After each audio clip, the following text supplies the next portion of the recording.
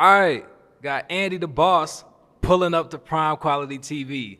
Unexpected, by the way. Hey, I came up here with my man Steven. I'm like, he said Andy was here. I'm like, I bet we gotta get Andy over You here know too. what I'm saying? Me and Steve are 2-for-1 special. You get Steve, you get Andy, you get 2 flavors, vanilla and chocolate, men in black, you know what I'm saying? K and J, you know Yes, what I'm saying? sir. Before we get into it, man, you did it for your, drop, but I gotta hear you do the Andy intro real quick, bro, before we start. What's up, y'all? It's your boy Andy Man Kane. So Danny, rest in peace, my Uncle Rain. Be chilling like boss up per usual. And right now, I'm on Prime Quality TV. Oh my gosh, I said it again. I'm on Prime Quality TV. Make sure y'all tap in. You know, Steve was here for diversity. Now it's time for DEI. Yes, sir. Hey, I appreciate it, man. Appreciate you pulling up, bro. So, Yes, sir. hey, just getting into it, bro. Where are you from, bro? Like, talk about where you from and So I was background. born in Tacoma Park, Maryland. Don't judge me. I know I said from DC, but I was born in Maryland, but I was raised in DC my whole life. 32 years in the same house. You know what I'm saying? Nothing wrong with that. I'm a comedian from Washington D.C. Went to University of District of Columbia, where I graduated college with a digital media and concentration in film and documentary degree. And then also I graduated from a high school called DeMatha Catholic High School, where I played football, basketball, and rugby. So, how did you get your start in the comedy? Or what influenced your love for comedy first off? Just being around my dad. My dad was very funny.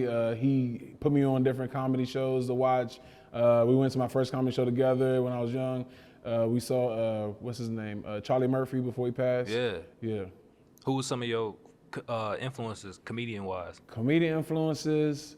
I have a lot, honestly. I don't have like just a one, but I do have my 5 favorites. I'm not gonna put a top 5. You know what I'm saying? I don't want to offend nobody with a top 5, but I like Kevin Hart. I like Paul Mooney. I like Gregory. I like Lavell Crawford. And I like Deon Cole. Paul Mooney, throughout Paul Mooney, that's a legend, man. Yeah, that's my R.I.P. boy. He funny with his wisdoms. Talk about everything. It's funny.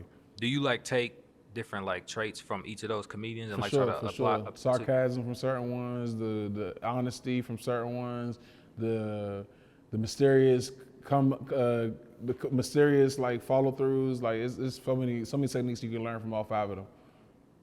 What were you like always a funny kid like growing up? I was funny looking, you know what I'm saying, but I wasn't always the class clown or nothing.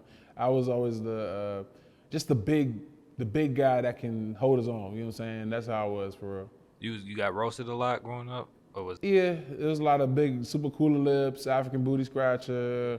Like it was a lot of Herschel stuff like Raz-B, fucking Sinbad. Like I heard them all. Omar Gooden, you know what I'm saying? Omar Epps, like it's crazy. So was you kind of like going back at people that was roasting you? That's kind of like how you kind of For sure, yeah. But it was like it took a couple years. Like when I was in 4th grade was probably like my peak funny moment when I was young with my friend Sean Eager. I think I told the story before, but my man Sean Eager, he came up to me. He was like, Anderson, boy, your shoes dirty as shit, boy. Like you need to get them clean, boy. And I was like, all right. So it was like right before lunchtime, about to end, right? So I grabbed a quarter. Hey, Sean, flip the quarter at him. Go buy yourself a life. And then the lights shut off in the cafeteria, and you got to be quiet. But we was loud. We was like, oh! So like she shut the lights off right when it happened. Oh! It was crazy, bro. It was funny as shit. That's what's up. And hey, before we get into it any further, you back from Costa Rica, man. Butt naked. I was butt naked in Costa Rica. It was lit. Costa Rica was lit. Went out there for my man's bachelor party. We was wholesome. It felt like a church group. You know what I'm saying? We was doing Bible study every night. We had meetings of the minds. We did push-ups. We played pool. You know what I'm saying? Stayed in the house. We didn't do anything, nothing wrong. You know what I'm saying? We was normal people out there. You know what I'm saying? Stay chill. You know, nothing crazy. You miss it? Hell yeah. Yeah, my favorite part was the ATV ride. All over. We rode 2 hours up the mountain, got to the top of the mountain, washed our hands, and ate lunch at the top of the mountain. You could see pumas walking, chasing after cows. You see jaguars chasing after chickens. You see sloths hanging on the roof. I had toucan Sam on my arm. It was crazy, bro. A scene before you had got over there, you had filmed. You did your little thing with you on the plane. Oh After yeah, when I the was- plane falling apart. Yeah, that was the edit. That was the edit. It was nothing crazy. Yeah, That ain't never happened. when I seen that, I thought that was real shit at first. I'm like, oh damn, bro. So, what was it like filming that? You know, I'm sure you had people It's sitting just next edit. to It was you. just edit before. All I did was record myself backwards, like aiming my foot. I tried to trim it right when they brought the phone down. So when I made it look like it was from my window down, and then spinned it up around, like what the fuck? Like it's two different videos that I edited them together. You get them side eyes from people like, what you Yeah, doing? everybody What was you doing? worried about us. They was like, "Are you okay? You good?" Like my mom called me. She was like, "I saw the car crash, plane crash. You okay?" I was like, "Mom, I didn't crash." It was because just right when that happened, a couple Spirit joints or whatever fell, or Southwest, whatever it's called. So how did you first start, or when did you first start like putting content out on the internet, like comedy content? COVID started everything. Honestly, 2019, I started my first year at UDC, and they was just like, get on TikTok because like it's gonna blow up. And I was like, all right, forget it, might as well. So jumped on TikTok 2019, and it's been never looked back. It's pretty awesome. Like it's a good vibe. You know what I'm saying? Got 11K on there. And don't even have to try. You know what I'm saying? It exposes which videos are viral, which one's not. It's pretty cool. What's your preferred social media platform? Ooh, Facebook. Why Facebook?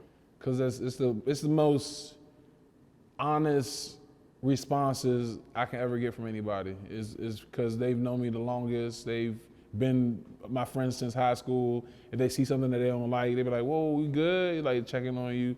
Like Facebook is probably my favorite. Behind that, it's got to be Instagram, cause it's the only one that's been focused on bettering the way you want your profile to be created for you. It's more personal. TikTok's cool, but it's more for the video. If your video's good, it's gonna blow up. But if you're trying to focus on getting sales and stuff on TikTok, it's hit or miss every time. What, or as far as like, the engagement you get, what do you feel like, which social media platform works best for you?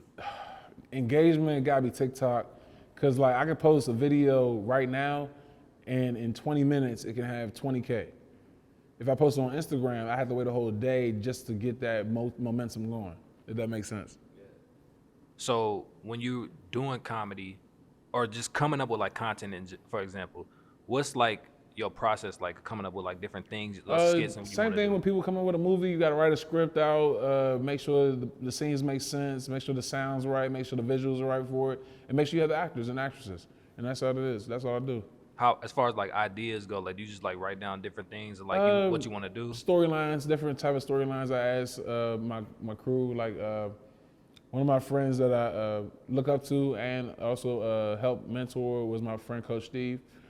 He's a great comedian. He's funny as hell, but I just want him to know that I love him and that he's very funny to me, because sometimes he doesn't get that love from everybody because everybody thinks he's white. But I look past the color, and like Martin Luther King said, I wanted the white friend when I was growing up. You know what I'm saying? He's a good person. He's very in tune and very woke, if that's okay, if that makes sense. Like if Dr. Umar had a brother, it'd probably be Coach Steve. So kind of, touching on him and other comedians, what do you think about the comedy scene in the DMV? Man, we are powerful when we are working together, but when we individual trying to be better than one another, that's where it gets cloudy and gets messy, because certain seasons of like summertime and springtime, people act different because it's warmer and the weather is breaking and you got different clothes and people's personas act different because of the weather. So I feel as though when it comes to comedy, I'm in the moment type comedy. Like if it happening now, I'm gonna make a skit about it. But like some people wait 2 weeks for one skit and it'd be comedy gold. But it'd be worth it, you know what I'm saying? Because they have the production team, they have the finances, they have the way to pay people to come out and show us up, and people actually want to do skits with them. Like I'm trying to get to that point where people aren't just coming up to me, hey, let's make a skit. And like, okay, what type of skit? And they be like, I don't know, think of something. Like I feel like LeBron, like I'm saying, shut up and TikTok. You know what I'm saying? It's like, it's weird. But like I feel as though people that come to me with a plan, come to me with a vision. If you give me the ingredients, I can cook. You know what I'm saying? I can't cook if you give me a bowl of water. You know what I'm saying? We're gonna have tea all night. Do you as far as like, you know, collaborating with other comedians, does it kind of like, I know you talked, you know, some people just run up to you randomly like, hey, let's do this, and they don't have any idea, but like, is there a certain level that a person has to be at in order to kind of do something with you, or you just I would prefer a mature, mentally and understanding person that understands the ins and outs of how to make a video before I make a video with them. But if they don't, I'm gladly teach. Just be willing to let me know that you don't know. Because people are overcompensating every time when they feel like they know everything about the video, and it makes everybody bump heads during the video. So like, you have a person that came up with the script, and you got a person that's shooting the video, and you got actresses that don't know the script or what the video's about when they come there. That's not communicating. What a sound session would be, you call me up, hey, what's the video about? I tell you what the video's about, you look at it, you give me feedback, and then we go from there. I want everybody on that same page. That's why I do group chats, make sure everybody's on the same page. Hey, we're meeting here, this is the video, this is the concept. Let me know if you can make it at this time. If not, cool, let me know. That's how it goes.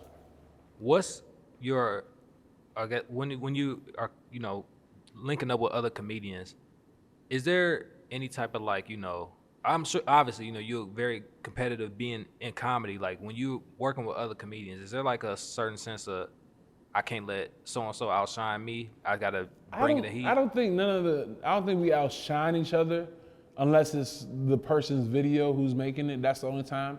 Like, say if it's my video, I'm gonna be the main character, or I could be the side character in the video being funny as like a sneaky reveal. That's the only way I would see myself in either like a sneaky reveal character, like, oh, hey, like they start the video off like, hey, this is my little cousin, little Rodney. And I come in like, hey, what's up, y'all? Like come in loud and annoying. But like, that's what I'm saying, as a B-roll character introduced, versus some people want them to be the main character, but they can't even remember the lyrics or the words. So that, you know what I'm saying? Like rappers make their music video, they don't even know their lyrics to their song while they're making the rap video. It's just always B-roll watching, you know what I'm saying? Throwing a watch out, you know what I'm saying? Like, train playing hockey, you know what I'm saying? Like going crazy.